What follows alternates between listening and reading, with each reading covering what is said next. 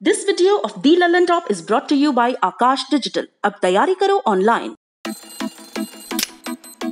हर room को classroom बनाते हैं, टेस्ट सेंटर को उठा के घर ले आते हैं। जब बेवक्त डाउट्स नींद चुराते हैं तो उसके सारे नुस्खे हमको आते हैं। क्योंकि पढ़ने वाले बंदे कैसे भी पढ़ते हैं, अरे पढ़ने वाले बंदे कैसे भी पढ़ते हैं, पढ़ने वाले बंदे ऐसे ही पढ़ते हैं। नमस्ते, मेरा नाम डेविड है और आप द लल्लन टॉप देख रहे हैं। स्वतंत्रता दिवस की पूर्व संध्या पर वीरता पुरस्कारों का ऐलान किया गया। इसके तहत कुल 84 वीरता पुरस्कारों की घोषणा की गई। इनमें 1 कीर्ति चक्र, 9 शौर्य चक्र, 60 सेना मेडल, 4 नौसेना मेडल, 5 वायु सेना मेडल और 5 सेना मेडल दूसरी बार देना शामिल है।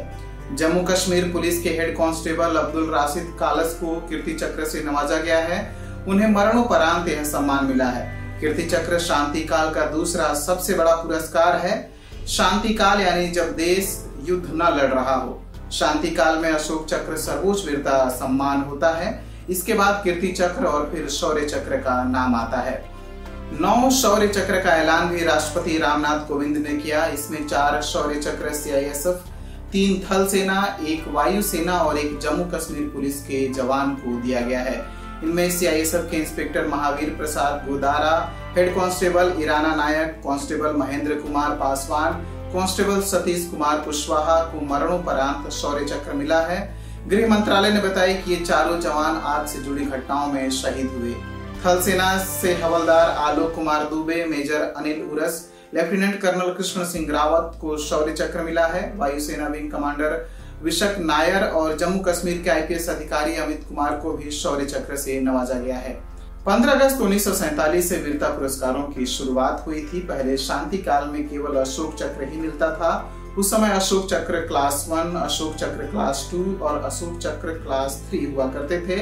लेकिन जनवरी 1967 में इनके नाम बदल दिए गए। फिर ये अशोक चक्र, कीर्ति चक्र और शौर्य चक्र कहे जाने लगे।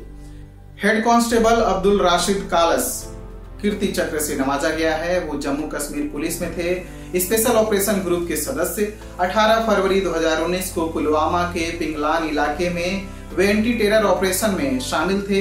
यह ऑपरेशन CRPF के काफिले पर हमले की साजिश में शामिल आतंकियों के खिलाफ था।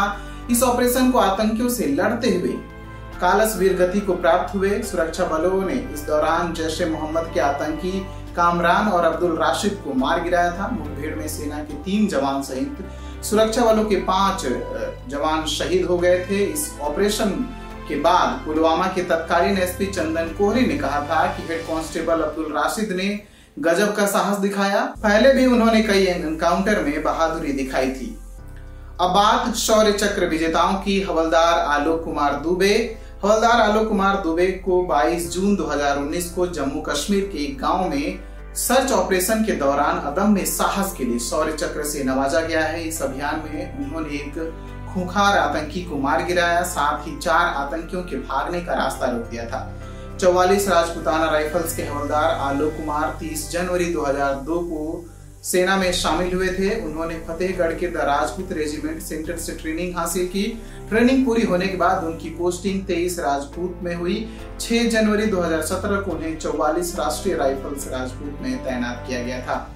मेजर अनिल उरस ये नियंत्रण रेखा के पास एक ऑपरेशन का हिस्सा थे। यहाँ उन्होंने आतंकियों को घुसपैठ से रोकने के लिए जबरदस्त रणनीति बनाई। इसके जरिए उन्होंने 3 आतंकियों को मार गिराया नियंत्रण रेखा के पास। इस कार्रवाई के चलते पाकिस्तान की ओर से भी गोलाबारी हुई, लेकिन फिर भी मेजर अनिल उरस मोर्चे पर डटे रहे। वे अभी नियंत्रण रेखा के पास एक इन्फेंट्री बटालियन में कंपनी कमांडर के रूप में तैनात हैं। उन्हें 23 सितंबर 2007 को मराठा लाइट इन्फेंट्री में कमीशन दिया गया था। वह चेन्नई के ऑफिसर ट्रेनिंग एकेडमी और 27 राष्ट्रीय राइफल्स में अपनी सेवाएं दे चुके हैं। अपने दोनों कार्यकाल के दौरान उन्हें सेना के कमांडर द्वारा कर्तव्य के प्रति समर्पण के लिए सराहा गया था।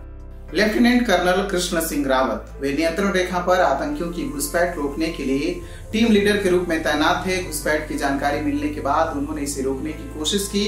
घुसपैठियों से उनकी भिड़ंत करीब 36 घंटे चली। रावत की टीम ने पहले 2 घुसपैठियों को मार गिराया। इसके बाद लेफ्टिनेंट कर्नल रावत ने 2 आतंकवादियों को अकेले ही ढेर कर दिया और एक को घायल कर दिया।